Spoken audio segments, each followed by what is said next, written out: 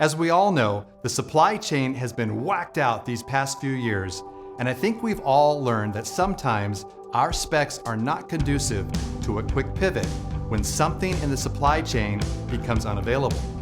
Today I want to talk about how to write your specs for your IFUs and labels in a way that supports a whacked out supply chain. So let's get started.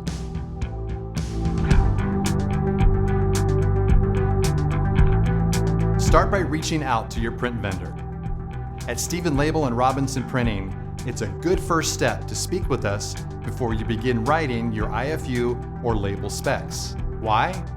Well, because I have helped hundreds of customers write their specs, I understand what makes a requirement too narrow or too broad. Let me explain what I mean. Here's an example of a spec that is too narrow. Avoid calling out a specific brand name of paper and simply use the generic description. For this example, 27-pound opaque offset would be a much better spec to use. By doing this, you have made your product less vulnerable to supply chain failures, such as the availability in the marketplace, or a transportation issue at the port, or even a vendor discontinuing or renaming a specific brand. We can provide you the documentation with an understanding of how to identify the paper you are selecting so your description is supported without being unnecessarily restrictive. In fact, I often suggest, especially during the packaging validation process, to include two different paper choices. For example, both 27-pound and 30-pound opaque offset, or list it as a GSM range.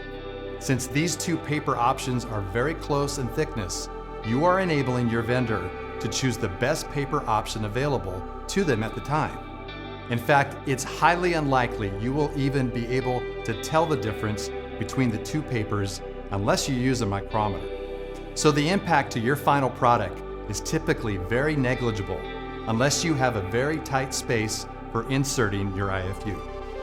So by qualifying both types of paper, you are assured delivery and compliance in some paper shortage scenarios.